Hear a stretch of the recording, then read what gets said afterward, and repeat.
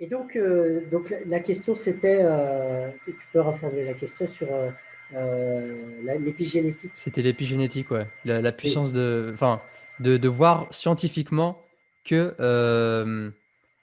la manière dont on ressent une émotion ou même le travail de visualisation qu'on peut faire ou la foi qu'on peut avoir, je modifie la structure génétique, l'ADN et oui, crée de nouveaux gènes, de nouvelles protéines et oui.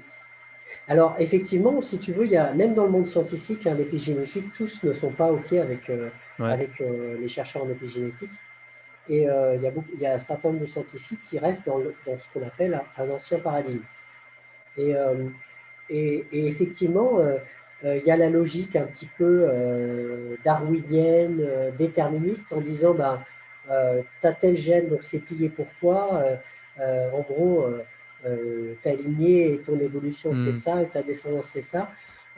Et du coup, il y a cette notion d'évolution, on va dire, au long cours des gènes, mais qu'en fait, tout est déterminé, quoi. C'est la vision de la science déterministe. Et ça, c'est en train d'être complètement remis en cause avec de nouveaux paradigmes, dont l'épigénétique, euh, et surtout aussi euh, l'intégration du spirituel c'est-à-dire que la vision déterministe et matérialiste est extrêmement limitante et d'ailleurs nous amène à un monde ultra technologique où finalement l'humain, à part devenir un robot, ben voilà, pour moi on est dans une lutte entre deux mondes, deux futurs qui se télescopent un peu. Un monde qui va vers un peu le transhumanisme et Mmh. l'humain augmenté, mais par l'intelligence artificielle et voilà, donc, la technologie. Mais donc on est encore plus dans quelque chose d'aller plus profondément dans la matérialité, dans la densité, mais même l'humain, en fait, c'est une expérience encore plus mais d'éloignement du spirituel et du divin, en fait. D'accord. Ouais, c'est Et puis, limitatif. Mmh. après, voilà, après, il y a un jugement que tu peux avoir là-dessus, hein. Moi-même, j'ai mon avis, mais voilà. Et puis, il y a cette partie de l'humain qui est dans son pouvoir et dans son potentiel divin d'être humain et d'expérimenter la lumière et le divin dans la matière. Mmh. Et ça veut dire quoi? Ça veut dire que qui nous sommes, on expérimente qui nous sommes, mais c'est que notre pouvoir, il est en nous et il n'y a pas à augmenter ou l'humain autrement que d'être soi. Donc là-dessus, pour moi, il y a deux mondes qui sont en train de se télescoper. Je ne sais pas lequel des deux va gagner, ou sur quelle ligne du temps futur on va aller. Ouais. Voilà, tout dépend. Alors peut-être que certains vont aller sur une ligne du temps et d'autres sur une autre ligne du temps, puisque finalement tous les potentiels sont possibles. Mais c'est peut-être approprié de croire dans le meilleur futur qui soit plutôt qu'un autre. Voilà, tout dépend où on voit notre futur, quoi. Voilà. Je sais pas si j'ai. Alors, je suis un petit peu allé sur un autre plan que l'épigénétique, mais c'est beaucoup plus global finalement. Ouais, Je pense je que vois, je c'est. vois. Ouais, En ouais. fin de compte, en fin de compte, ce que tu voulais dire, c'est de pas non plus aller chercher trop à l'extérieur pour changer à l'intérieur, parce que tout est déjà en nous, au final. Oui, alors c'est vrai qu'à des moments, si, attention, hein, si par exemple euh, j'ai cette conviction profonde que euh, il y a quand même des solutions à l'extérieur. Oui, bien sûr, Il ouais. y a quand, voilà, donc il y a quand même un médicament qui va me soigner. Il y a quand même peut-être un vaccin qui va m'aider à passer le cap, par exemple du Covid. Je ne sais pas.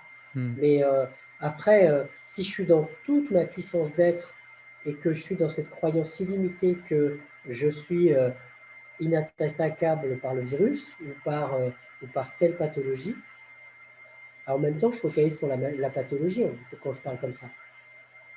Alors que si je me sens totalement invulnérable et en pleine santé, tout est OK. Ouais. Alors, il y a des expériences comme ça qui ont été des témoignages aussi. Alors après, le témoignage est plus subjectif, mais c'est l'idée que tant que la personne elle est convaincue que tout est OK, et parfois il suffit d'un appel de quelqu'un qui lui dit mais non, mais là statistiquement ton cancer, non, tu dis que tu vas guérir, mais tu as 90% de chances en gros d'y passer. Et il suffit que ça fasse vaciller la personne sur sa foi pour que du coup elle bascule Ouais. et qu'elle développe finalement les métastases ou tout ce qu'elle croyait pouvoir, en étant dans son pouvoir, maîtriser. Voilà. Donc effectivement, ça parle de tout ça. Donc pour moi, ce serait approprié que la science, en tout cas au niveau de l'effet placebo, plutôt que dire, bon ben, c'est une variable avec laquelle il faut faire avec, quoi, par rapport aux molécules et tout ça, qu'on teste, ben, c'est plutôt l'explorer et essayer de l'augmenter. Mais sauf que augmenter l'effet placebo, ben, ça n'intéresse pas le Big Pharma, on va dire. Ah bah Ça c'est sûr. intéresse, voilà, ça intéresse peut-être on va dire la science fondamentale Hmm. ou peut-être les États qui font des recherches scientifiques pour faire en sorte que ce soit, ça se passe autrement. Parce que dans une logique, on va dire commerciale et mercantile, ça n'intéresse personne. Hein. Ah oui, c'est sûr. Ça, c'est Voilà, sûr. voilà. Et je Mais pense que c'est peut-être. l'être humain, il commence à s'ouvrir à ces nouvelles potentialités, justement. Et je pense qu'on Oui, on va y arriver. oui. Alors pour moi, effectivement, sur le plan dans la dualité dont on parlait tout à l'heure, hein, je parlais des différents plans, on est dans cette lutte un petit peu entre des Hmm. forces d'involution et des forces évolutives. Donc si on reste dans la dualité, donc, si on reste sur évolution, c'est que ombre et lumière, hein, on est là-dedans. Du coup, oui, il y a cette idée que voilà, il y a cette évolution de l'humain, mais il y a quand même les deux forces qui sont présentes. Donc voilà. Euh, mais si on peut en parler, c'est peut-être que les énergies de lumière ont gagné, peut-être, je sais pas. Ah bah, je pense tout le temps Voilà. que la lumière finit par gagner. C'est-à-dire que l'ombre, faut jamais oublier, alors c'est une métaphore, hein, bien sûr, c'est que pour qu'il y ait l'ombre, faut qu'il y ait un obstacle devant la lumière. D'accord? Ouais. D'accord? Hmm. Donc, c'est-à-dire que pour ne pas voir le soleil dehors, il faut fermer la fenêtre. Donc, l'ombre, c'est le fait d'occulter quelque chose et c'est se couper de la lumière et se couper de la source. Et donc, ça veut dire que la lumière, elle est toujours là. Et donc, hein, c'est comme quand on est dans la caverne de Platon, on est dans cette grotte où l'ombre, cette matrice est là autour de nous. Et quand on accède à la lumière, on est ébloui. C'est Ouais. cette illumination, mais du coup, c'est inexplicable. Et la personne qui revient dans la grotte expliquer son expérience aux autres, les autres sont dans l'incrédulité, c'est pas possible. Le vrai monde, c'est les ombres qu'on voit sur les murs de la grotte. D'accord?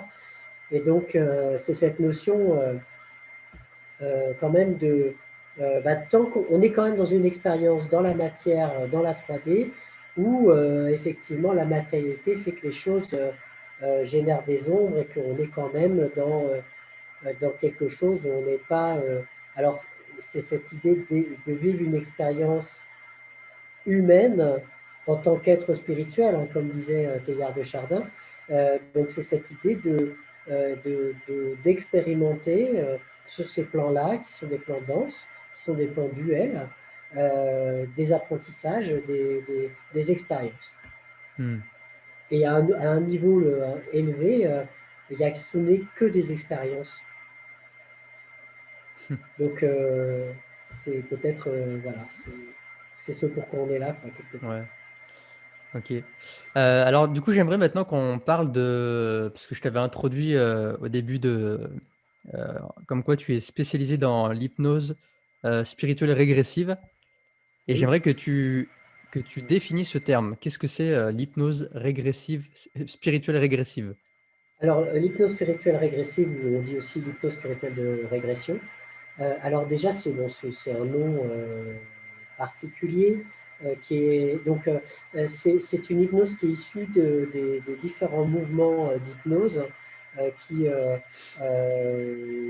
vont un petit peu en marge de l'hypnose, on va dire.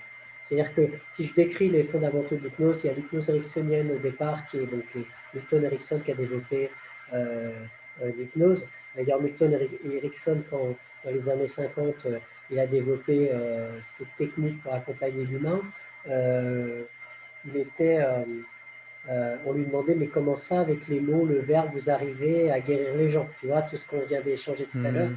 il était déjà un petit peu, voilà, c'était discutable ce qu'il faisait, tout ça. Bon, et après, il y a eu la nouvelle hypnose, il y a eu l'hypnose humaniste aussi, parce que l'hypnose ericksonienne cherche à ramener par exemple, un état incorrect ou pathologique, ramener l'être dans une normalité. Parce que dans ces années-là, c'était quand même la logique et la cohérence des choses. L'hypnose humaniste, c'est au contraire euh, ouvrir à plus grand, enfin, à tous les potentiels de l'être. Voilà. Et puis après, il y a des expérienceurs, Brian Weiss, Michael Newton et Dolores Cannon, donc des hypnothérapeutes qui ont ouvert en fait d'autres possibles parce que, et moi ça a été mon cas en fait, pourquoi je me suis formé à l'hypnose spirituelle de régression, c'est parce que j'ai vécu ces expériences avec des personnes que j'ai accompagnées, Ok. comme ces précurseurs dont j'ai donné les noms tout à l'heure, ont expérimenté avec des clients. Et donc en fait, ces expérienceurs, ils expérimentent le fait qu'on ouvre des champs de conscience, euh, euh, pas que sur Terre, donc d'autres vies, enfin des vies sur Terre antérieures, ou des vies parallèles, ou des vies sur d'autres plans, ou d'autres planètes, ou d'autres plans de conscience non terrestres. Et ça, des personnes, quand tu demandes à cette partie de nous la plus sage qui sait, l'inconscient, ou à d'autres niveaux, d'accéder à l'origine d'une problématique, bah parfois l'origine, quand tu demandes d'y accéder, c'est pas dans un souvenir du passé, du petit garçon, de la petite fille, ou de l'ado, ou de l'adulte, c'est pas un souvenir traumatique du vécu, c'est bien au-delà de ça.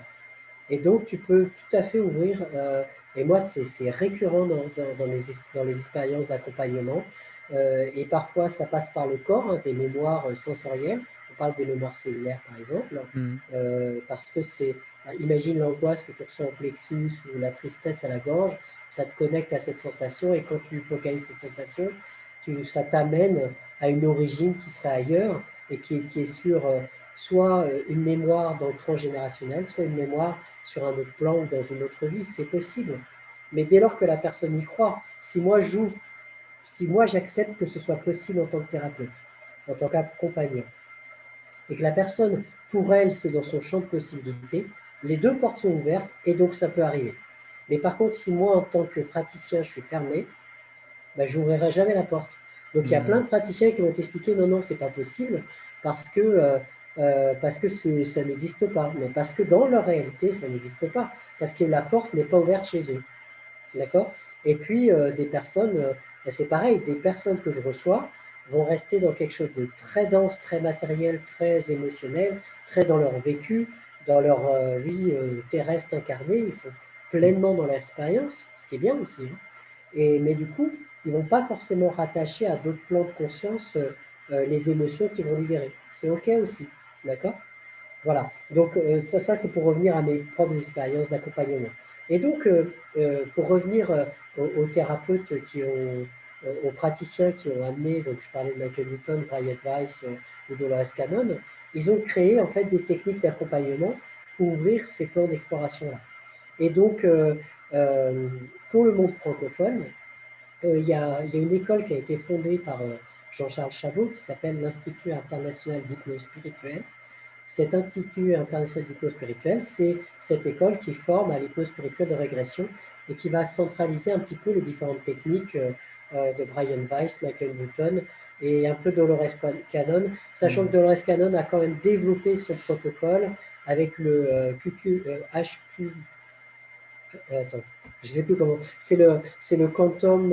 Non, c'est une technique particulière. Ok. QQHT, je crois que ça s'appelle. Ouais. Euh, et donc, c'est vraiment une technique pour accéder à des plans de conscience en hypnose quasi somnambulique. Donc, pour accéder à des profondeurs du subconscient qui est un petit peu particulière aussi. D'accord. Mais bon, en hypnose spirituelle de régression, c'est cette technique qui permet d'accéder justement aux vies antérieures, à des plans non terrestres, des plans plus élevés, plus Hmm. spirituels.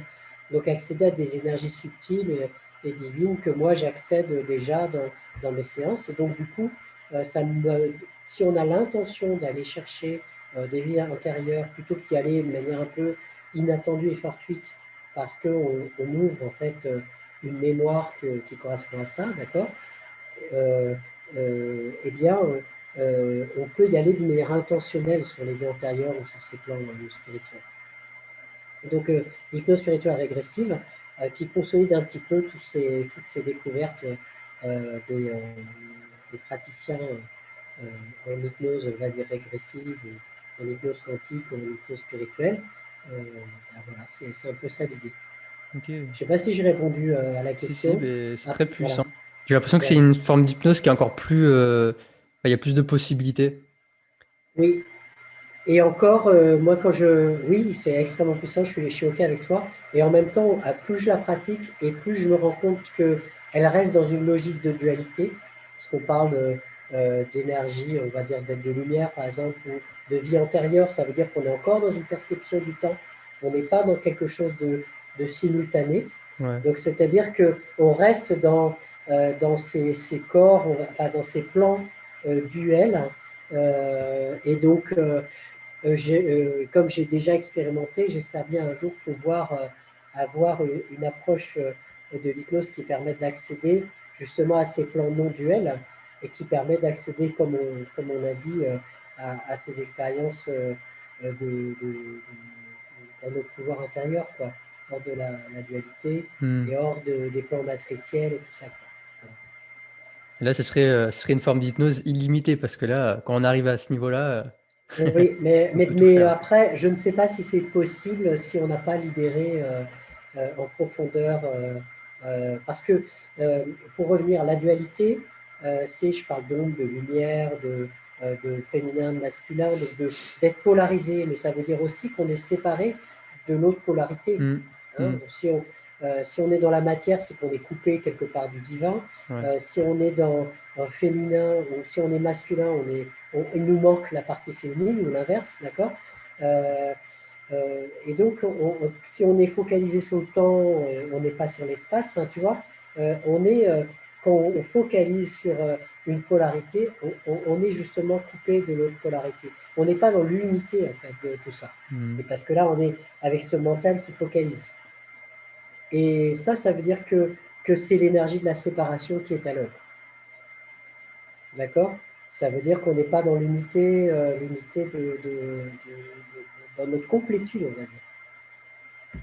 Et ça veut dire quoi? Ça veut dire que la séparation, tu sais, on parle de lumière et d'ombre, hein, le diable, diabole, ça veut dire diviser étymologiquement. Donc D'accord. l'expérimentation de la division, d'être séparé de la source, ou de Dieu, ou du divin, ou de ma source, tout dépend suivant ce que je crois profondément, hein, eh bien c'est d'être dans cette expérience de la division. Hmm. Ok. Donc en fait, l'enfer est sur terre quelque part. On y est déjà. Donc voilà. Mais l'idée, c'est quand même d'accéder, de reconnecter à notre unité, à notre essence, d'expérimenter le divin dans la matérialité, dans la matière. Je pense que c'est pour ça qu'on est là aussi. Je Hein. pense, ouais. De retrouver ce soi supérieur dans la Ouais, matière. Ouais. oui, c'est ça. Et en fin de compte, comme tu disais, pour accéder à cet état élevé, en fait, il faut voir, je pense que, enfin, moi, je le vois comme ça, toutes nos émotions, nos blocages, nos croyances limitantes, c'est comme si on avait plein de boulets accrochés à nos pieds et Ouais, que je te si on confirme. voulait pouvoir monter, il fallait s'en séparer en fin de compte. Oui, Parce c'est que tout ça. ça, c'est de la densité, ça pèse sur nous, ça nous crée Oui, des œillères et on a moins de visibilité en fin de compte. C'est absolument. restrictif. C'est ça. Et plus on est émotionnellement dans la densité ou coupé hein, de notre émotionnel aussi, hein. Quand on n'est que dans la rationalité et qu'on est coupé de notre émotionnel, hein, on est comme des robots humains, Hmm. on est loin de notre essence divine, on est loin de notre essence. Donc on est dans quelque chose qui est pas, voilà, qui est limitant en fait.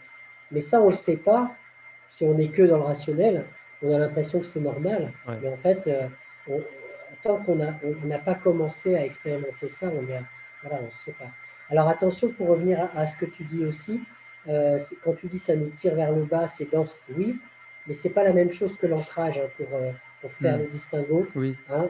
Pour être très connecté spirituellement, il faut aussi être très ancré dans la matière. C'est-à-dire qu'en gros, au niveau énergétique et au niveau de cet alignement vertical, on doit être bien ancré euh, au niveau de la matière et de la terre-mère nourricière, hein, et en même temps connecté au divin ou à la spiritualité, à notre essence. Ouais. Et c'est comme ça qu'on va capter. C'est parce que si on n'est pas ancré, ben on est un peu comme une sorte voilà, d'énergie, mais qui voudrait être là-haut, mais on ne peut pas être là-haut puisqu'on est constamment en train de...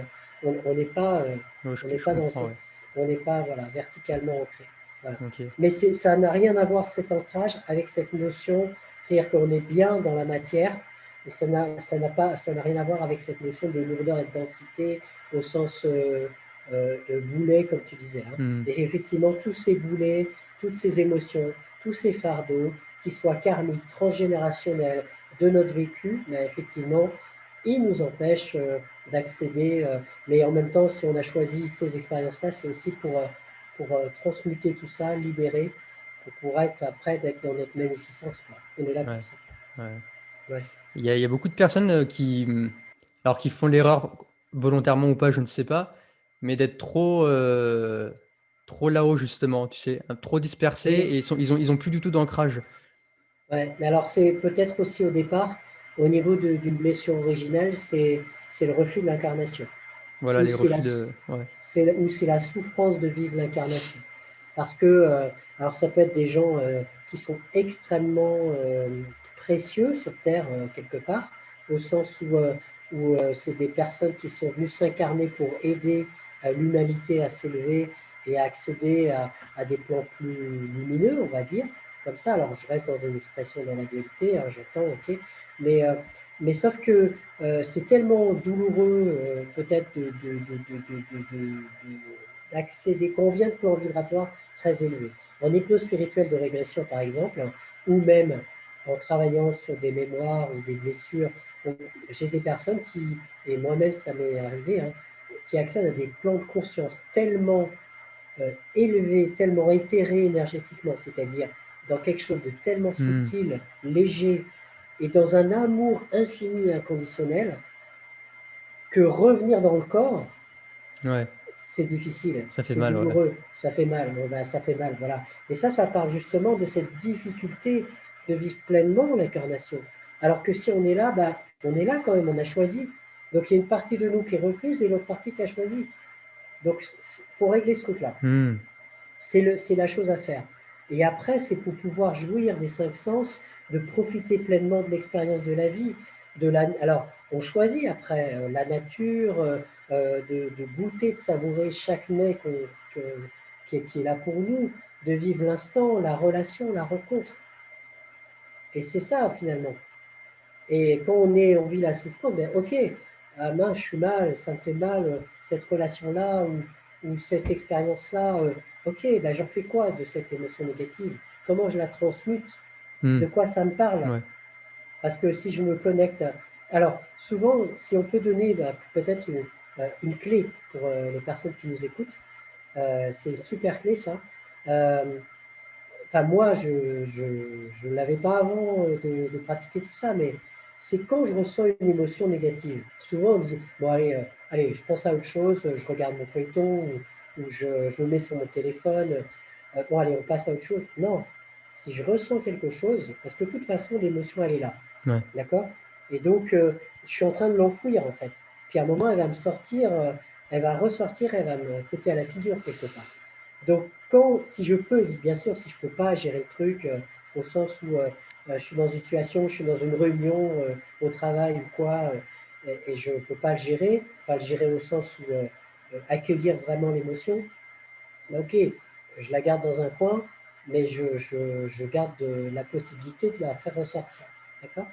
Mais au moment où, si par exemple je peux m'isoler et accueillir la profonde tristesse qui vient, la colère qui est là, bah, je l'accueille vraiment et je la laisse prendre l'espace qu'elle a besoin, au contraire. S'exprimer. Après, s'exprimer, Hmm. et si ça se passe dans le corps, et c'est encore mieux si ça se passe dans le corps, puisque je suis au niveau des mémoires cellulaires, du reptilien et tout ça, donc je suis dans les couches basses du cerveau dont j'ai parlé tout à l'heure, et j'accueille la sensation, ah, cette colère là, ça me prend dans les tripes, et je la ressens là, et Hmm. cette boule, je peux même la visualiser comme froide ou chaude ou sombre, et je la laisse circuler, et peut-être qu'elle se délite au fur et à mesure, et peut-être qu'elle se déplace, et peut-être que ça va à la gorge, et peut-être que ça va dans le dos, tellement j'en ai plein le dos, et c'est OK. Et je laisse circuler jusqu'à ce que ça se libère. Alors, il y a des praticiens ou des thérapeutes qui ont développé des techniques comme NERTI, Tipeee, En Ouais. hypnose, nous, on appelle ça les submodalités.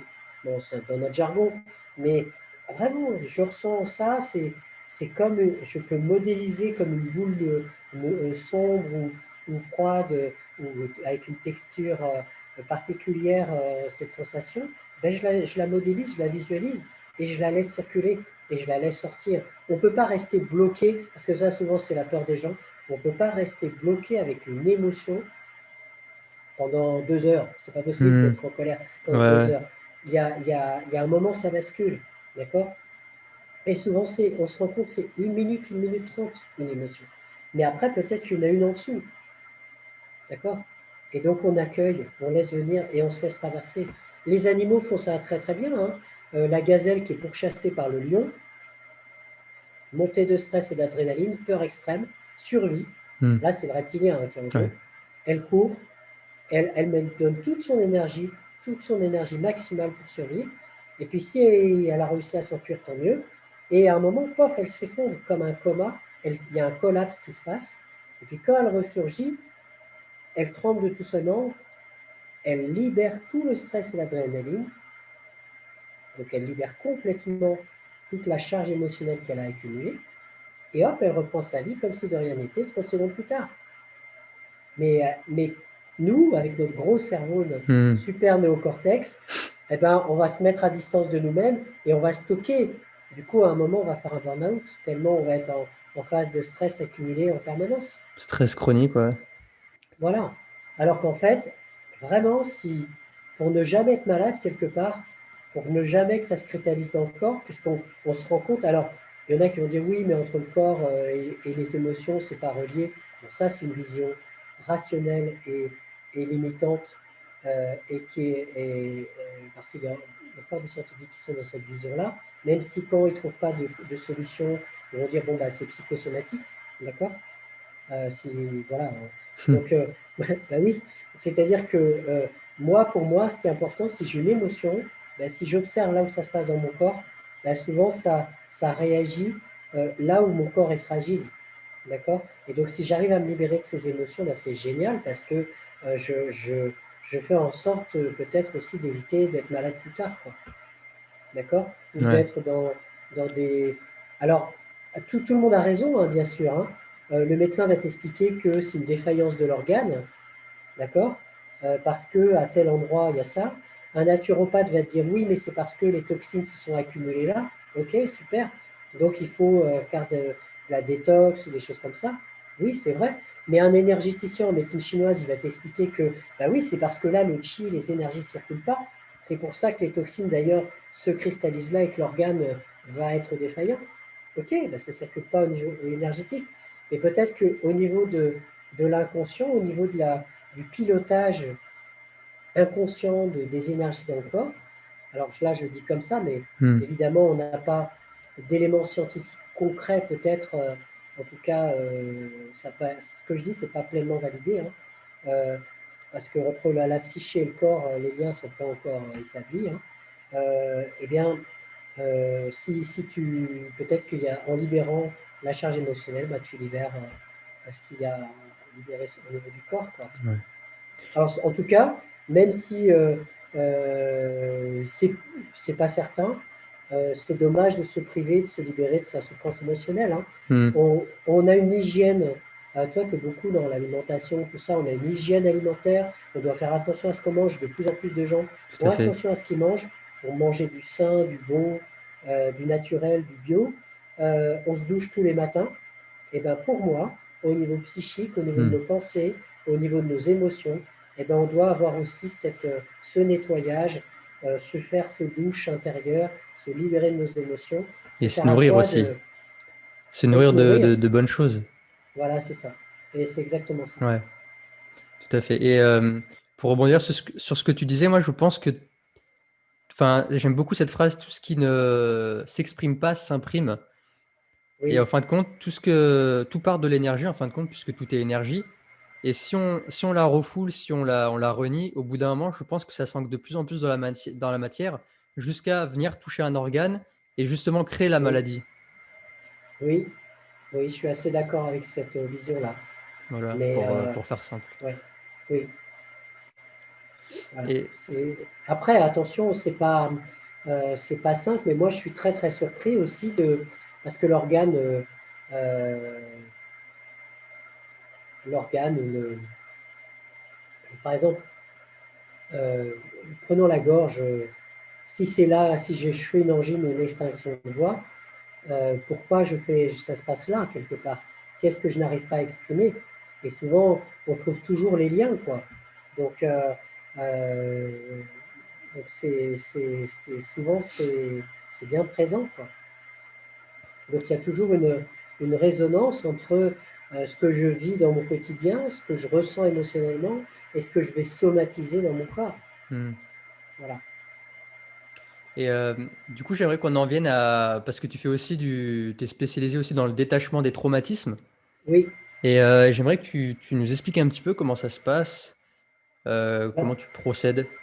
alors, le détachement des traumatismes, c'est une technique euh, qui, qui utilise en fait de la stimulation bilatérale, alors c'est-à-dire c'est des stimuli sur les genoux. Ok, C'est-à-dire qu'il y a un certain nombre de techniques qui utilisent ça.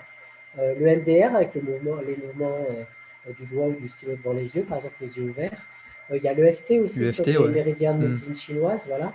Et donc le FT te permet, toutes ces techniques de stimulation bilatérale utilisent un principe d'alternance, de stimulation en alternance, et c'est en fait, on utilise un mécanisme physiologique qui est celui qu'utilise le cerveau lorsqu'on dort la nuit en phase de rêve et en phase paradoxale, où il y a ces mouvements oculaires qui se font. Ouais. Et donc cette phase-là nous permet justement, quand on fait un cauchemar ou quand on dort, eh bien, de digérer émotionnellement ce qu'on a vécu avant, donc la veille ou même avant. D'accord? Et donc en fait, justement, avec le détachement des traumatismes, on utilise finalement toute la puissance de l'inconscient, c'est-à-dire qu'on fait cette stimulation bilatérale donc sur les genoux pour digérer les émotions. On va chercher des émotions négatives, qu'elles soient associées à des souvenirs concrets du passé parce que c'est traumatique et c'est important de s'en libérer, ou même en travaillant avec des symboliques. Et ça, c'est pas toutes les techniques qui utilisent ça. Et la puissance du détachement des traumatismes, c'est vraiment effectivement d'utiliser les symboliques. Alors, un certain nombre de symboliques, c'est du test inconscient que tu as parlé au début de Ouais. l'interview, qui permettent de vraiment agir dans les profondeurs, en fait, au niveau de ce que représente la symbolique sur laquelle on veut travailler. Parce que travailler avec une symbolique, ça permet, parce que si on travaille sur un souvenir, euh, euh, concret du vécu, par exemple le petit garçon, ce qu'il a vécu, eh bien on va peut-être se limiter juste à l'expérience du petit garçon. Alors ok, ça peut enlever un gros caillou dans ta chaussure qui t'empêche d'avancer, mais peut-être c'est limité à ça. Même si c'est une racine importante, attention, hein, j'entends bien Hmm. au niveau du traumatisme. Mais simplement, la symbolique touche l'énergie. Hein, j'ai parlé, hein, tu te souviens, de mon rapport à la vie, l'amour, le féminin, le masculin, le couple, l'estime de soi, la famille, la sexualité, la maladie. Enfin, il y a plein de possibilités comme ça. Euh, et donc, comment je suis par rapport à ça? Et donc, si je libère dans le global par rapport à la symbolique, en fait, je vais toucher mon présent, mon passé, peut-être des souvenirs qui sont même enfouis, amnésés, occultés, mais même l'expérience du bébé ou même la vie intra-utérine, je peux y accéder comme ça. Parce que Hmm. consciemment, je n'ai pas accès à la vie intra-utérine. Ouais. Il y a certaines personnes qui ont des souvenirs très très lointains. C'est très rare, mais ça arrive. Mais globalement, non, les gens n'y ont pas accès spontanément. Et donc, c'est par la métaphore de la symbolique que je vais y accéder. Et puis, tout ce qui est porté dans le transgénérationnel, même que ce soit des choses connues sur l'histoire de la famille ou non connues, eh bien, en fait, le symbole, ce qui va se mettre en scène dans l'expérience, l'inconscient sait. Alors, attention, c'est un postulat que je fais, mais de mon point de vue, qui fonctionne. L'inconscient sait exactement. Et si je mets en scène telle ou telle situation, parce que les personnes vont se laisser traverser parfois par des émotions, ils la rattachent à aucune expérience concrète de leur vie présente. Et ces émotions vont ouvrir des mémoires, donc soit transgénérationnelles, soit d'autres vies, par exemple, ou sur d'autres plans. C'est OK si ça se libère comme ça. Donc c'est pour ça que moi j'ai eu accès par le détachement des traumatismes à ces plans dont j'ai parlé, et qu'ensuite je me suis formé à l'hypnose spirituelle de régression pour pouvoir euh, y aller plus directement si on Hmm. souhaitait, Je quoi. vois. Ouais. Voilà. Mais simplement, c'est le professeur Olivier Chambon aussi qui l'explique en parlant de l'EMDR. que ces techniques permettent d'accéder à ces plans d'état modifié de conscience, mais aussi à ces plans non terrestres. Il en parle très très bien. Alors là, en ce moment, il parle beaucoup plus des drogues psychédéliques, mais il en a parlé pendant un moment. Et effectivement, je confirme, ça fonctionne comme ça. Ah, Et donc, super ça permet intéressant. d'ouvrir, oui, oui. Mais parce que, alors moi, peut-être, je suis assez attentif au fait que de m'assurer que la personne, elle est bien dans sa visualisation, qu'elle soit dans la symbolique, la métaphore, le rêve ou le souvenir concret sur lequel elle choisit de travailler, qu'elle soit dans son émotion, sa perception émotionnelle, son émotion qu'elle est en train de libérer et transformer. Les stimuli sur les genoux, enfin la stimulation bilatérale, permet, grâce à la neuroplasticité du cerveau, de transformer le réseau neuronal et de libérer la mémoire émotionnelle dans le cerveau limbique. D'accord. Et le réseau Hmm. neuronal, à la fin, est reconfiguré dans une configuration bénéfique. La personne se réveille, enfin, ressort de son état en ayant pleinement libéré tout ce qu'elle a libéré. Et en même temps, elle est passée peut-être par des mémoires ou des perceptions qui sont, pour lesquelles elle n'avait pas accès, en tout cas, qui ne correspond à rien dans sa vie présente, Ouais. mais c'était ancré en elle. C'est pas qu'elle a inventé face à la symbolique ou dans le souvenir ou l'émotion, elle a vraiment libéré, elle a déroulé son processus, son schéma inconscient, et elle a libéré ces mémoires-là. Voilà. Wow. Ça marche comme ça, ouais. C'est très très puissant. C'est une super technique qui a été inventée par Martine Clavelli. J'ai parlé de Jean-Charles Chabot tout à l'heure pour le cours spirituel. Donc Martine Clavelli, qui est une psychothérapeute et est hypnothérapeute, elle a développé cette technique. Elle a agrégé finalement tous ces apprentissages de PNL, de MDR et d'accompagnement en hypnose et hypnose humaniste et ericksonienne. Enfin, donc elle a assemblé tout ça pour vraiment créer cette technique qui est extrêmement puissante et je suis très très heureux d'avoir été formé à cette technique-là, parmi les premiers d'ailleurs, hein, formés à cette technique-là, mais aussi, donc je fais partie des premiers à avoir été formés, j'en suis très heureux. Euh, Qu'est-ce que je voulais dire? Je ne sais plus. Bon, c'est pas grave. Mais voilà, parce que tellement, tu vois, c'est la joie, l'enthousiasme qui fait que. Voilà, donc elle a développé cette technique-là qui est extrêmement puissante, où je suis très heureux, y compris au niveau du travail sur moi. Je t'ai parlé par rapport à mon parcours, Oui. de mes souffrances émotionnelles qui étaient liées à ma vie affective surtout, du travail que j'avais à faire là-dessus, sur cette énergie-là.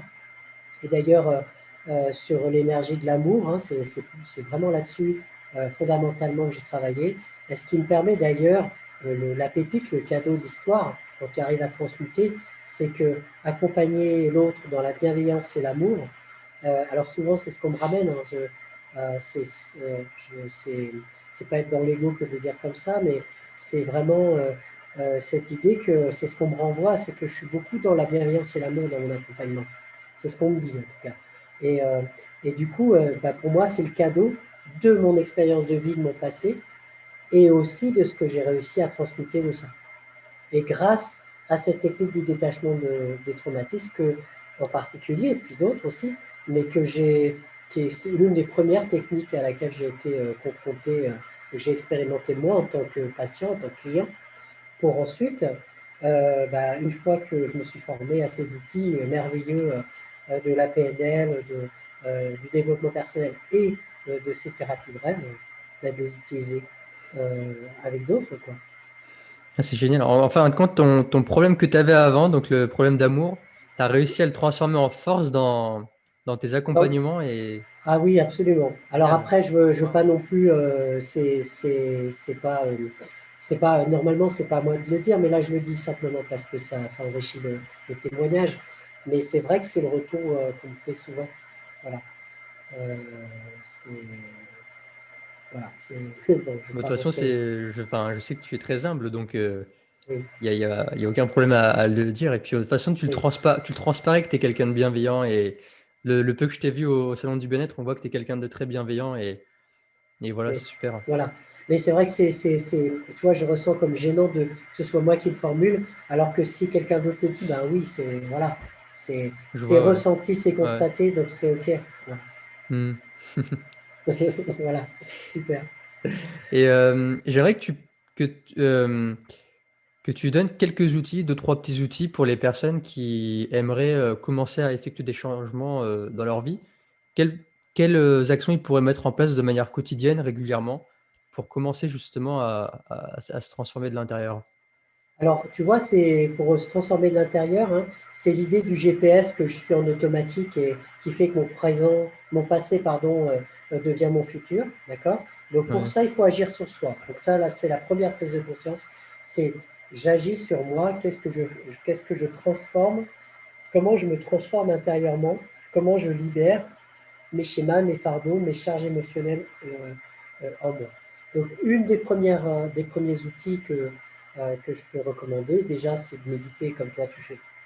C'est-à-dire que, allez, tu connectes à un état d'être intérieur, tu accèdes à des informations, à des choses qui remontent, que tu libères, qui transformes. Euh, donc ça, c'est OK. Ensuite, le deuxième outil dont j'ai parlé, finalement, c'est quand je vis une émotion, ben, je l'accueille vraiment, quoi. Je la ressens et je la laisse se transformer en moi. Ça, c'est un super outil. Donc, euh, voilà. Après, utiliser des outils pour être plus autonome. Donc là, c'est après, il faut apprendre des outils. Il y a par exemple le FT dont on a Hmm. parlé. On peut travailler le FT en autonomie. Euh, c'est l'auto-hypnose aussi. Moi, je forme, j'ai un stage où j'enseigne des techniques d'hypnose et d'auto-hypnose qui permet aux gens, aux personnes qui viennent me voir en stage d'être plus autonomes, d'agir sur eux-mêmes, de mettre en place de nouveaux programmes en eux, de transformer intérieurement. Voilà. Et après, bien sûr, bon, ça, c'est en étant autonome, mais il faut quand même savoir que c'est comme quand imagine si je voulais me raser sans une glace devant moi. Hmm. C'est super compliqué, tu sais, de se Ouais, raser. Alors, je ouais. parle aux hommes là, mais parfois, c'est bien d'avoir le miroir en face.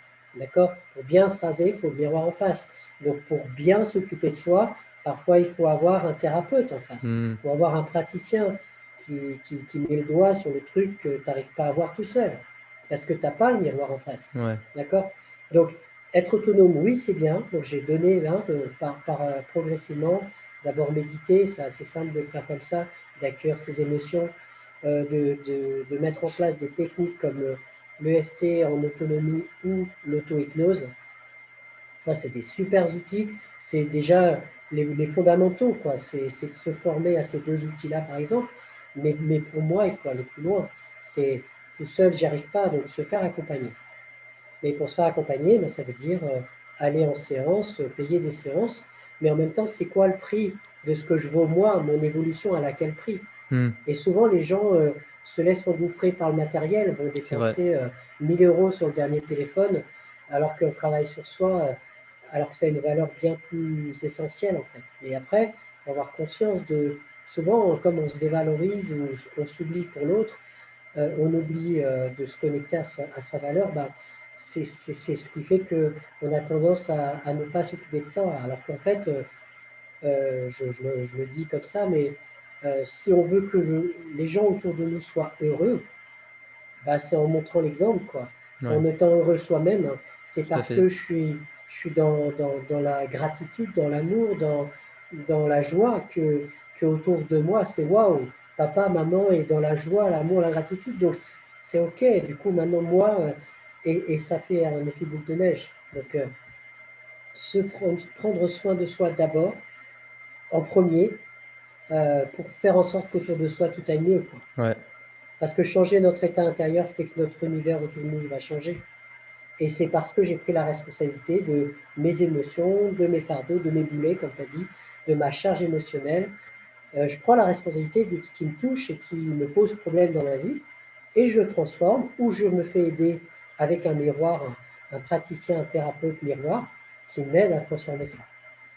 Alors c'est vrai que aller dans des profondeurs très négatives de traumatiques, il faut se faire accompagner. Ouais, c'est Ça, sûr. c'est clair. Ouais. Voilà. Tu peux pas aller chercher tout seul des choses un peu voilà, trop complexes. Pour ça, il faut aller se faire accompagner. Hmm. Voilà. Et il Voilà y a des comment je. risques, il y a des risques si par exemple tu fais les choses seul sur des choses trop douloureuses de créer des déséquilibres ou bah, de ressortir peut-être de ta séance ou de ton expérience déboussolé un peu. Bah, le risque, c'est que tu n'es pas fini d'aller au bout du Hmm, processus. ouais, Donc, donc disons que comme tu as commencé à accueillir, à transformer, tu as fait à bout du chemin, mais tu es, un peu au milieu du gué, quoi. Donc, c'est sûr ouais, que tant que tu n'as pas fini le truc, voilà. Mais c'est pas dire que tu n'as rien fait ou que enfin, tu t'es mis plus mal. Quand tu dis, c'est comme si tu disais, j'ouvre une boîte de Pandore et après c'est la catastrophe. C'est un peu ça l'idée, ouais. hein, comme tu le présentes. Non, en fait c'est ok, tu ouvres le truc, tu rentres dedans, mais à un moment il faut aller de l'autre côté, quoi. Il faut passer la rivière et passer le gué. Il ne faut pas s'arrêter au milieu. Donc peut-être que oui, si tu es au milieu du truc, bah, tu n'es pas bien tant que tu n'as pas été au bout, soit tout seul, soit en te faisant accompagner. Il ne faut pas arrêter au milieu, ça c'est clair. Hmm, hmm. Voilà. Super. Est-ce que tu as des futurs projets, des idées en tête, des choses que tu aimerais mettre en place par la suite? Alors, alors déjà, de ce que je fais de nouveau, hein, depuis ces expériences de confinement, tout ça, je fais beaucoup plus de séances à distance, Ouais, individuelles. Je fais aussi beaucoup plus quand je fais des hypnoses collectives, qu'elles soient très spirituelles, pour connecter à des plans non terrestres, alors pas des vies antérieures, parce que sinon on ne peut pas piloter le groupe, mais sur des plans énergétiques plus subtils, ou par exemple aller chercher, rencontrer ces animaux totems, tu vois, ça c'est ce genre d'expérience-là, ou en séance individuelle, je le fais maintenant à distance avec Zoom, là, comme on fait là, d'accord. Donc déjà, et je me rends compte aussi qu'énergétiquement, c'est intéressant puisqu'on est dans la matérialité, on a parlé de la 3D là tout à l'heure, ouais, c'est que quand je suis en présentiel, la personne elle est face à moi, donc il y a une intensité d'expérience qui est très là, très présente.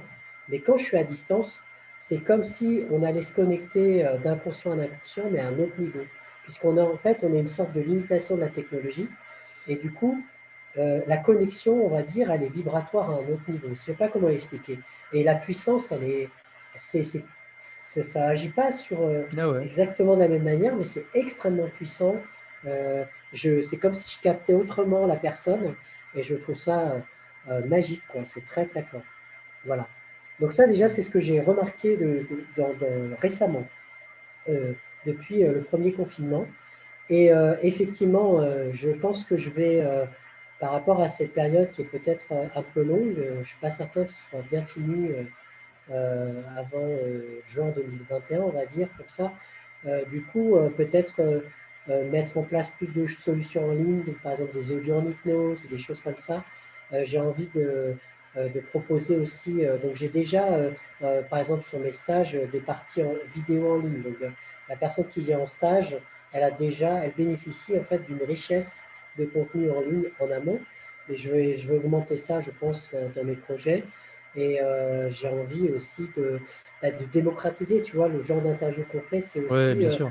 expliquer aux gens, parce que je m'aperçois que par rapport à leur quotidien, ils doivent se demander, mais c'est quoi, qu'est-ce qu'ils font? Enfin, tu vois, c'est bizarre, ça peut paraître bizarre, surprenant, alors qu'en fait, c'est très concret, quoi. On est très sur l'être, les émotions, la vie, et c'est vraiment aider les gens à aller mieux, parce que l'humanité en a besoin, quoi. Ouais, C'est faire ma part de colibri, quoi.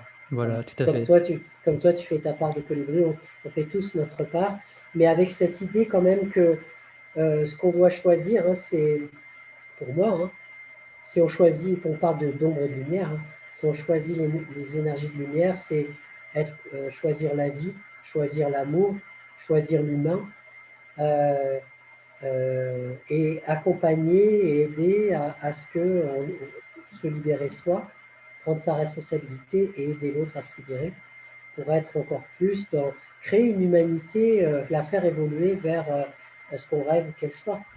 Et plutôt que parce que choisir la vie, ça veut dire peut-être choisir de manger vivant, par exemple, avec des circuits courts. Enfin, c'est vraiment faire des choix conscients, en Hmm. fait. Hein. C'est c'est c'est cette énergie du cœur et de l'amour. Et donc aujourd'hui, en plus, on est dans une expérience de distanciation social. Donc, ça va un peu à l'encontre de cette énergie d'amour. Mais bon, voilà, ça va évoluer ça. En même temps, peut-être que c'est un cadeau, hein, cette expérience du confinement, hein, puisque Oui, je je viens de pense, hein. parler Il y a c'est un toujours cadeau au des... sens où aller, comme on est reclus chez nous quelque part, enfin reclus, c'est relatif, mais c'est cette idée d'aller à l'intérieur de nous, quoi. Tout ce qu'on a toujours fui depuis toujours, finalement. Ouais. Enfin, c'est, allez, reviens à toi et qu'est-ce qu'il y a à l'intérieur, quoi. C'est quoi qui est essentiel pour toi? Puisque si le monde devient chaotique et que tout s'effondre, le système s'effondre, ben c'est vers quoi tu dois aller? C'est quoi l'essentiel? C'est comment tu te nourris, c'est quoi tes relations aux autres, les bonnes relations, voilà. Donc, par rapport à, est-ce que tu crées des relations authentiques ou tu te laisses aspirer sur les réseaux ou par les médias, enfin, tu vois? Donc Ouais, ouais. Et c'est ce que j'invite les gens à faire et c'est pourquoi je fais toutes ces vidéos sur YouTube, que je suis aussi actif sur les réseaux et puis que je veux faire des interviews, que les gens réapprennent à penser par eux-mêmes et oui, arrêter d'être endormis ou d'avaler bêtement tout ce qu'on dit et vraiment de se reconnecter à soi et de se dire qu'est-ce que je veux moi vraiment, d'être capable de penser par soi-même, donc de prendre ses oui, propres décisions, de se relier à son intuition. Et je pense que c'est ça. Et le confinement, justement, comme tu dis, permet ce genre d'expérience et ce retour à soi. mm. Mais d'ailleurs, pour revenir à ce que tu dis, même merci de m'avoir donné la parole et permis d'exprimer le sens des expériences que je propose. Parce qu'en fait, souvent, j'interroge dans la rue, parce que voilà, parfois j'ai eu des personnes qui peuvent m'avoir contacté pour ça. C'est l'hypnose qu'ils connaissent, c'est l'hypnose qu'on voit à la télévision, hein, avec des gens qui vont jouer des personnages sur scène et être manipulés quelque part. Et la peur des personnes, c'est d'être manipulable, manipulé sous hypnose, souvent. Donc, non, non, l'hypnose, c'est pas pour moi. Moi, je veux garder le contrôle. Je veux pas Mmh. donner mon numéro de Mmh. carte bancaire sous hypnose. Ça, c'est une croyance. Voilà. Alors qu'en réalité, dans mes expériences d'accompagnement, les gens ne sont pas dans un état comme là, il a été sous-entendu. C'est dans un état d'hyper-conscience qu'ils sont. C'est-à-dire que le mental est là, l'analyse est là, le cerveau qui veut comprendre, expliquer, il est là quand même. Mais en même temps, la personne, elle est dans son expérience de visualisation, elle est dans son expérience émotionnelle, elle est dans son expérience dans son corps, elle est à multiniveau dans son expérience, donc dans un état d'hyperconscience, et elle est là pleinement, et elle se souvient de tout ce qui s'est passé, dans les moindres détails, en Mmh. particulier dans les expériences de détachement émotionnel, par exemple. Donc ça, vraiment, et ça, c'est vraiment la transmutation alchimique de l'être, c'est ça qu'on fait. Et ça n'a rien à voir avec ce qu'on décrit à la télévision. Et puis tous ces charlatans qui utilisent l'hypnose pour manipuler les gens. Ok, mais peut-être ça existe sûrement. Mais en tout cas, moi, c'est hors de mon univers, quoi. Ouais. Voilà. Et puis, donc, c'est super que tu me donnes la parole là-dessus parce que justement, on propose de la connaissance et puis les gens vont se faire leur propre idée. Et s'ils expérimenteront ce qu'ils veulent, hein, qui peuvent passer à l'étape d'après de la peur de tout ça. Donc c'est génial de pouvoir aller au-delà et de se rendre compte à quel point on a le pouvoir sur notre transformation intérieure. C'est ça, ouais, surtout ça.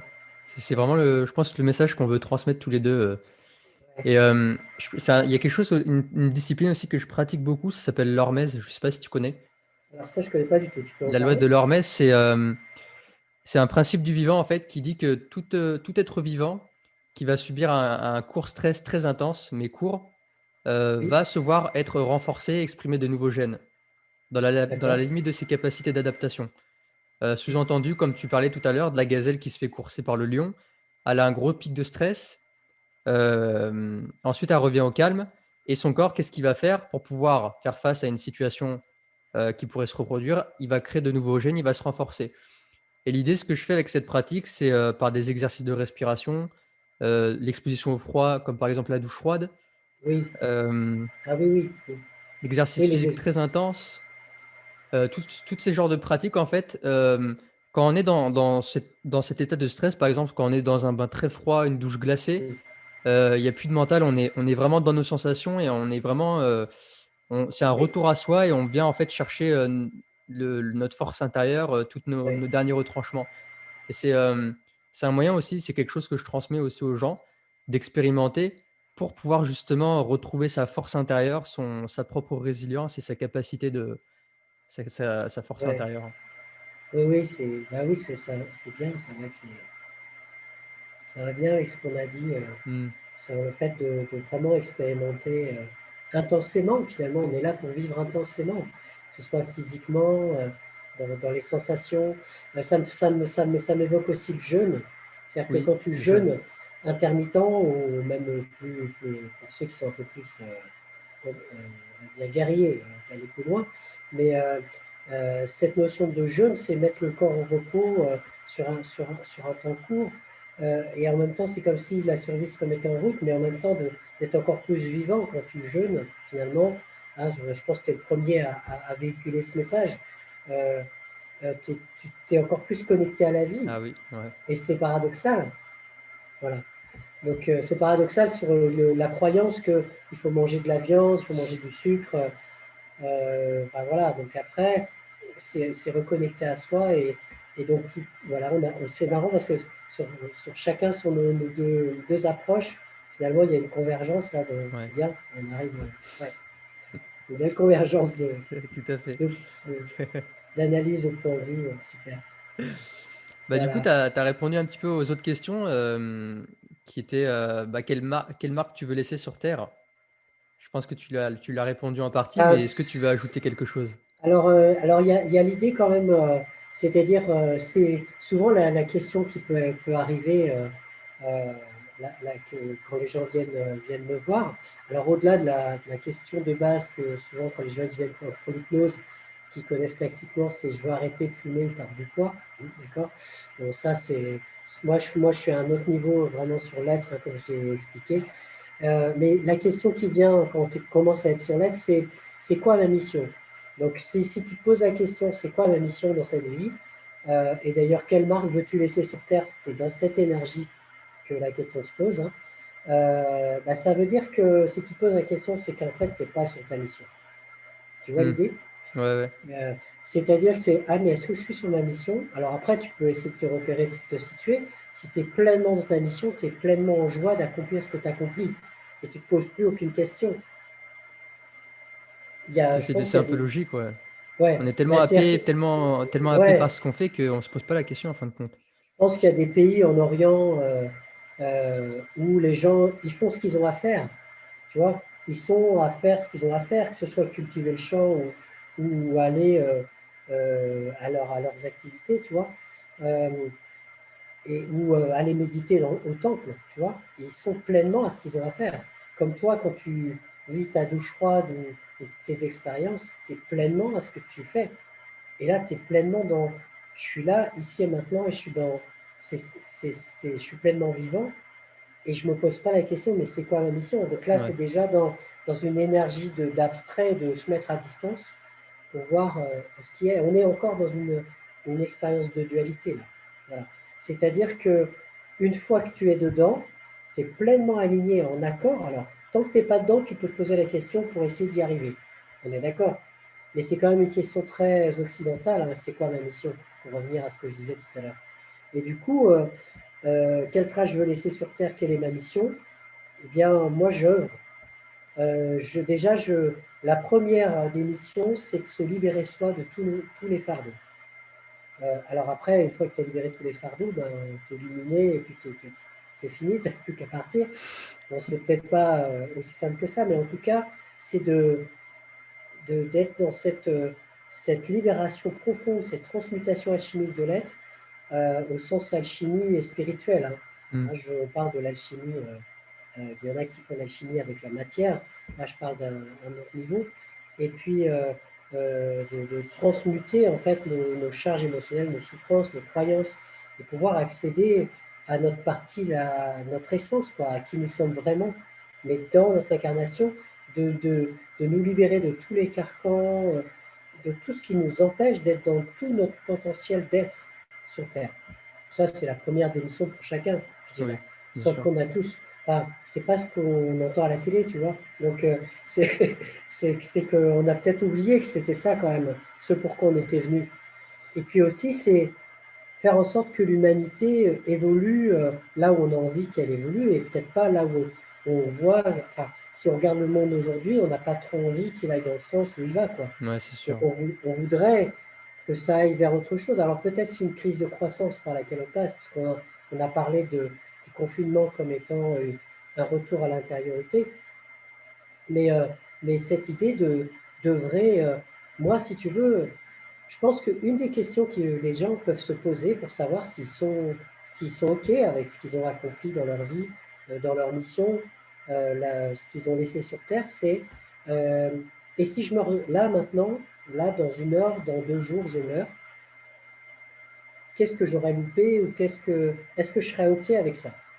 Tu vois l'idée? C'est si je meurs demain, Hmm.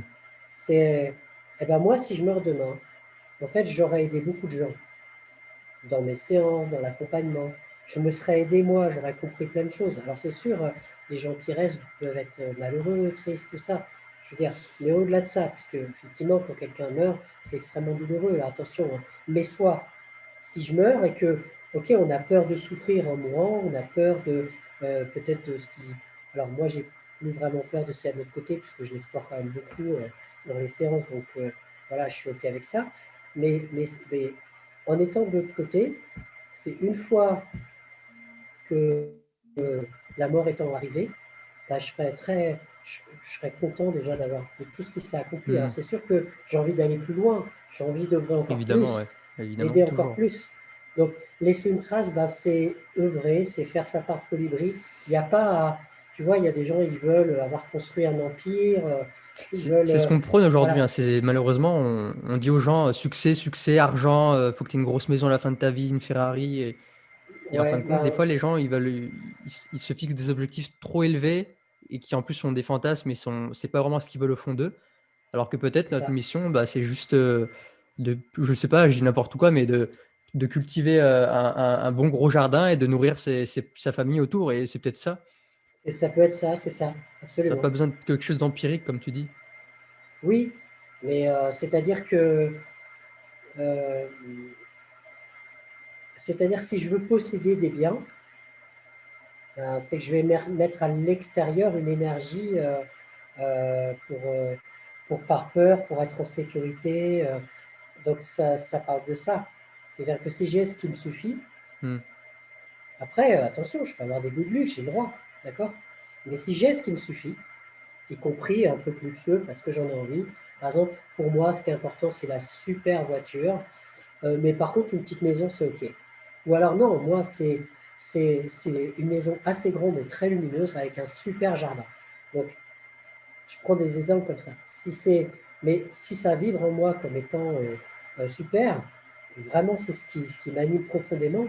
Le super jardin, potager, voilà. Par exemple, c'est parce que c'est important pour moi de me nourrir de vivants, de cueillir le fruit et de le Hmm. manger directement. Ce genre de choses-là, oui, à être en accord avec soi. Mais peut-être que si j'ai une immense maison et je me sens tout seul dedans parce qu'elle est vide, ben, voilà. Je suis pas certain que les gens qui ont accumulé des richesses, super voiture, super maison, mais qui n'ont pas bossé sur eux, je Ouais, suis pas certain qu'ils soient très heureux, quoi. ça c'est sûr. Voilà, après, il y a aussi toute cette énergie fonder un empire, c'est quoi? C'est au nom de quoi? De quel pouvoir, quoi? C'est encore mettre un pouvoir, Hmm. une sorte de domination. Donc, Ouais, se sentir être supérieur aux autres, alors vous cherchez voilà, la concurrence ou la oui. compétition. Alors que pour moi, hein, la richesse, elle est dans la complémentarité, dans le collectif. Ouais. D'ailleurs, le monde vers lequel on évolue actuellement, euh, je pense que ceux qui vont s'en sortir sont ceux qui auront mis en place des interactions, des réseaux, de la résilience. Hmm. C'est j'ai mon petit jardin potager, mais j'ai mon collègue, lui, il a fait pousser des kiwis. Moi, c'était comme j'ai une véranda, j'ai fait pousser des citrons, par exemple, ou des oranges. J'en sais rien, je prends un exemple comme ça, hein, au hasard. Euh, et puis, j'ai un autre collègue, il me refile des graines de machin, ou lui, il sait faire son pain. Tu vois, on peut être dans des interactions. Euh, et puis, il y a Stéphane, il fait du détachement. Là, sur la souffrance émotionnelle, il peut t'aider. Et c'est comme ça que ça fonctionne pour moi. Et Ouais. c'est vraiment on- si tout s'effondre, finalement, le système, on parle du grand reset là, Hmm. actuellement, et que si tout s'effondre et que même, est-ce que l'État va arriver dans l'état de dette dans lequel il est, va arriver à subvenir aux besoins des concitoyens, on ne sait pas en fait l'avenir par rapport à ça. Mais pour moi, c'est vraiment de faire en sorte que être résilient au niveau collectif. Donc, faire en sorte que on puisse assurer finalement la continuité des relations, de l'humanité, là où on peut le faire. Pour moi, c'est ça qu'on doit faire. Ouais, c'est très très beau. Très très Ah beau. ben, je te remercie si c'est. Voilà. Parce que du coup, j'avais une autre question, tu y as Ouais, répondu dis-moi. en partie, c'était un conseil que tu voudrais donner aux générations futures, aux gens de mon âge et aux personnes encore plus jeunes. Alors déjà, moi, je suis enfin, fasciné. C'est waouh pour moi. Je suis en profonde gratitude de voir des gens comme toi, comme Chloé dont tu as parlé, d'autres, des jeunes qui déjà commencent à travailler sur eux. C'est-à-dire que moi, en fait, finalement, comment dire, j'ai fait un parcours. En fait, au niveau des programmes, c'est extrêmement classique, quoi. Pendant, tu sais, tu as les cycles de l'adolescence, enfin, de la petite enfance, adolescence, donc jusqu'à 21 ans, en gros, tu vas imprimer Hmm. toute ton éducation, ton apprentissage et toutes tes croyances aussi. Ok, Ouais. tu imprimes jusqu'à 21 ans. Puis après, de 21 à 42, un cycle de 21 ans, tu vas dérouler le programme. Puis tu vas l'observer, ton programme. Puis tu vas te dire, merde, euh, mais en fait, je suis en train de faire ça, mais je reproduis le schéma de mes parents et je Ouais. reproduis ce que j'ai imprimé. Mais c'est pas ça ma vie, c'est pas ça que je veux. Et là, tu fais ta crise de la quarantaine, à 42 ans. Hmm. Parce que, parce que ce que tu as imprimé, que tu exprimes, c'est pas ce que tu voulais. Ouais. Donc après, moi, c'est ça qui, en gros, qui s'est passé pour moi, c'est que je réalise, je suis en train d'ajuster tout ça pour être maître de mes programmes intérieurs et de ma programmation quelque part. Donc, être maître de ma vie. Mais je le fais quoi? Je le fais à 40. J'ai commencé à 40, 40 et quelques années, 40, autour de 40 ans. Donc ça fait 10 ans que je fais du développement personnel, je travaille sur moi. Donc quand tu parles de bienveillance, d'amour, tout ça, de ce que je dégage, c'est aussi parce qu'il y a eu un travail pendant un certain nombre d'années, il y a Hmm. beaucoup de travail. Bien Tu sûr, vois. ouais. Ok, il y a beaucoup de travail. Mais ce que j'adore, c'est les jeunes, vous, là, à votre âge, vous commencez déjà, vous êtes déjà dans cette logique. Waouh, c'est super pour le monde que vous préparez, qu'on prépare, que vous préparez pour les générations d'après encore. Bah, c'est super qu'il y ait des gens comme vous qui remettent en cause des croyances, des vieilles croyances, des vieux systèmes qui nous emmènent, qui nous mettent dans le mur, en fait. Hmm. C'est super, vraiment, c'est génial. Moi, je suis très, très honoré voilà, que vous œuvriez. Le conseil que je peux donner aussi, c'est d'être dans l'action.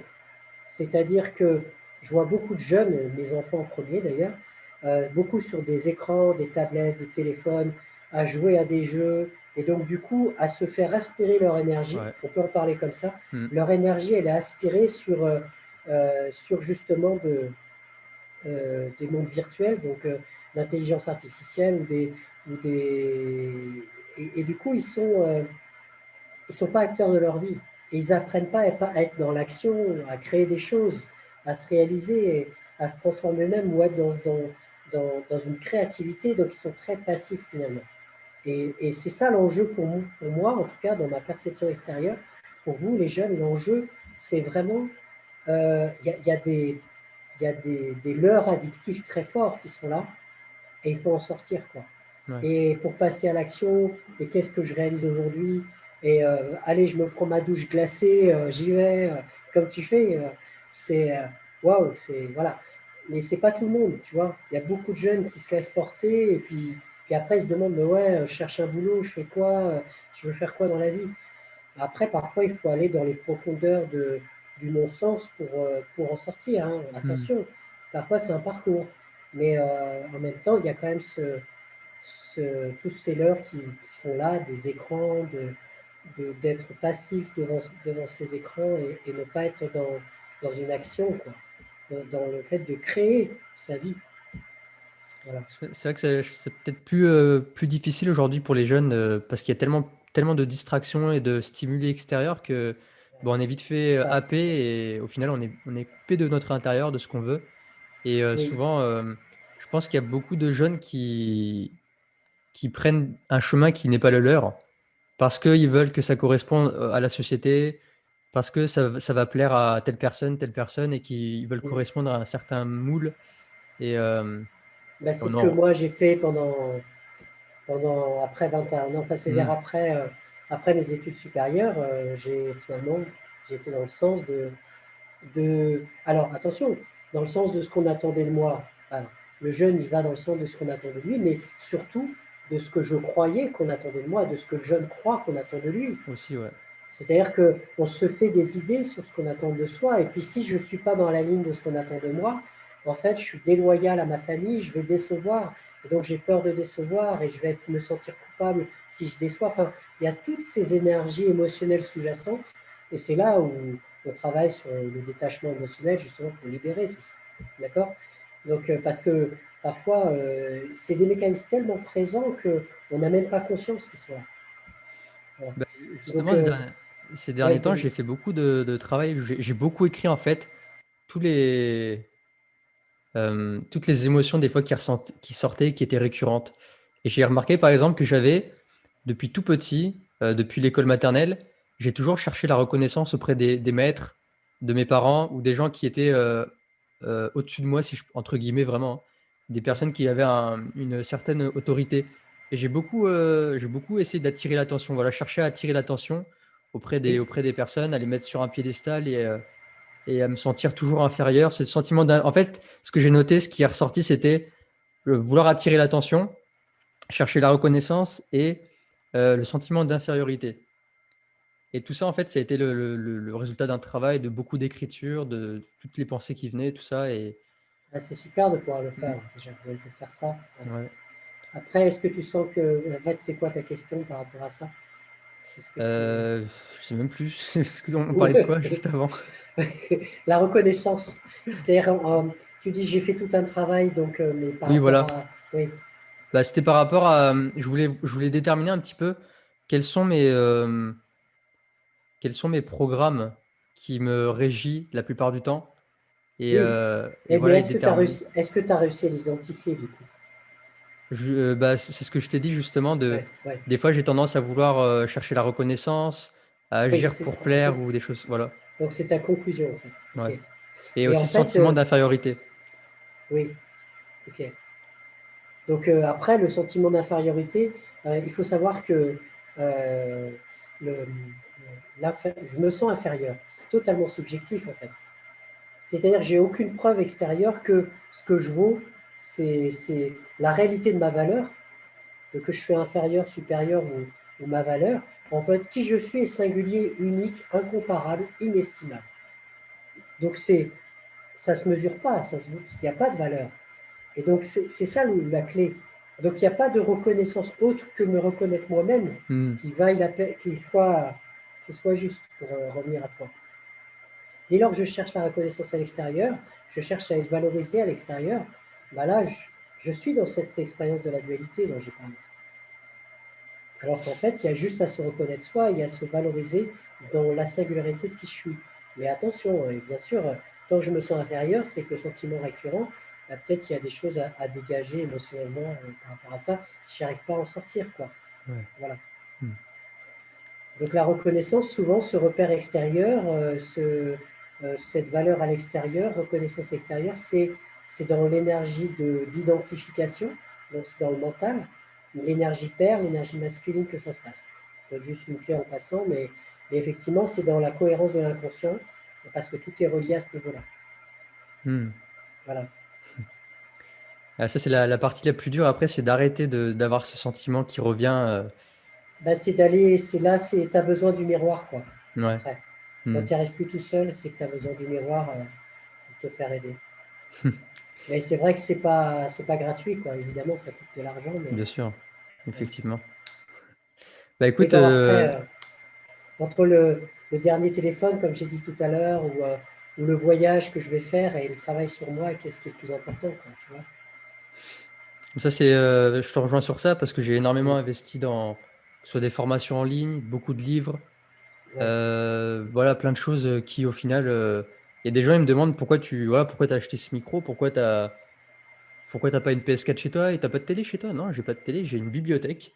Et, C'est et ça. si d'ailleurs on fait le calcul de tout le prix de chaque livre, on arrive sûrement au prix d'une télé 4K, Ouais. voilà, incurvée, 4D. C'est ça, bah ouais, c'est ça. Mais après, voilà, c'est un choix conscient. Mais voilà, c'est super, hein, moi, voilà, comme je te dis, je ressens beaucoup, voilà, c'est beaucoup de gratitude qu'il y ait des gens comme toi qui avancent, qui œuvrent. Il y en a certains que j'aide, hein, aussi, pour avancer, mais chacun fait sa part et c'est génial. On peut, on se donne les moyens de créer un monde meilleur. Après, est-ce que le monde va suivre? Parce que euh, la vidéo, elle va être suivie, par exemple, ce qu'on est en train de faire là, ça va être suivi et écouté. Quelque part, les gens, alors, énergétiquement, vibratoirement, vont être attirés, parce que si on croit à ces notions, et ils vont suivre la vidéo parce que c'est le moment pour eux, ou ça leur Ouais, parle. Moi, j'ai eu plusieurs fois des moments où j'ai regardé une vidéo, elle est venue exactement au bon moment. Et parfois, il y a une vidéo ou en tout cas, peut-être la vie, savait pour moi, ou l'univers, le divin, je ne sais rien, le moi divin peut-être, qu'il fallait que ça se passe en étapes, en plusieurs étapes. Donc il y a des vidéos que j'avais vues, où j'ai dit non, non, mais ça, ce sujet-là, c'est trop perché, ça va pas du tout. Et donc j'ai vu à un moment, mais j'ai regardé jusqu'au bout quand même, j'étais curieux, tu vois. Je regarde jusqu'au bout, puis après, je me rends compte que 2 ans après, quand j'ai fait mon travail, je revois la vidéo, ah mais oui, bien sûr, c'est évident, c'est ça. ouais. Et alors que c'est ok, mais il a fallu en 2 étapes, comme Quand quoi, et l'élève du coup, quand l'élève est prêt, le maître apparaît. J'aime beaucoup c'est cette ça. phrase. Ouais, c'est bien, c'est ça. Bah écoute, je te remercie beaucoup pour tout ce partage. Avec grand plaisir, ouais, c'était Euh, vraiment génial, j'ai adoré. ouais, super. Et j'aimerais que tu dises aux personnes où est-ce qu'on pourrait te retrouver, sur quelle plateforme. Bah après, du coup, tu as dit que tu pouvais faire des prestations à distance, donc est-ce que tu as un site internet, tout ça? De toute façon, je mettrai Alors, après tout en oui, description dans le lien. oui, tout à fait. Alors, donc, moi, j'ai un site internet qui s'appelle viailis.fr, donc viaeulis.fr. J'ai une page Facebook au nom de cette société, hein, parce que c'est le nom de la société. Stéphane Rossignol, j'existe sur Facebook, hein, vous cherchez Stéphane Rossignol Hypnose, vous me trouvez. J'ai une chaîne YouTube aussi à mon nom, Stéphane Rossignol, vous tapez Stéphane Rossignol Hypnose, vous allez tomber sur ma chaîne YouTube. Quoi d'autre encore après, donc, il y a aussi toutes les activités dont j'ai parlé, effectivement, des activités collectives. Donc Hmm. là, il y en a un certain nombre. En regardant sur les pages Facebook ou sur le site, vous allez retrouver les activités au fur et à mesure. Si vous abonnez, euh, vous allez être notifié. Donc voilà, vous pourrez suivre un petit peu tout ce qui se passe sur tout ce qu'on fait. On fait plein de choses géniales pour nous, c'est génial, hein, bien sûr, mais voilà, il faut en profiter, quoi. Il y a des choses en plus qui sont. Moi, je sais que durant le confinement, par exemple, pour tout ce qui est hypnose collective ou expérience collective, c'est un prix libre, les gens ils donnent ce qu'ils veulent. Donc, tu peux donner 1 euro si tu veux et vivre l'expérience. Donc, c'est plus une histoire d'argent, tu vois, à ce niveau-là. C'est une Hmm. histoire de qu'est-ce que j'ai décidé de faire pour moi aujourd'hui. Est-ce que je consacre du temps pour moi pour faire cette expérience? Voilà. Donc, voilà, c'est possible. Donc je suis sur Facebook, je suis sur YouTube, comme j'ai dit. Il y a un site internet dont j'ai donné le nom tout à l'heure. Voilà. Ok, bah de toute façon, je vais mettre tous les liens dans la description. Ok, Comme ça, les super. gens, ils auront juste à cliquer, voilà. Voilà. Ok. Et puis pour l'agenda, ben, je te donnerai le lien de l'agenda aussi. On mettra en dessous si tu veux. Ouais. Ça marche avec Ok. plaisir. Bah, Eh ben, merci. merci beaucoup Stéphane, ça m'a fait super plaisir. Merci pour ce temps que tu as pris. Ben, merci Dylan, c'était vraiment génial, j'ai adoré. J'ai adoré cet échange. Merci à toi. Au revoir, bye. Merci, au revoir, ciao.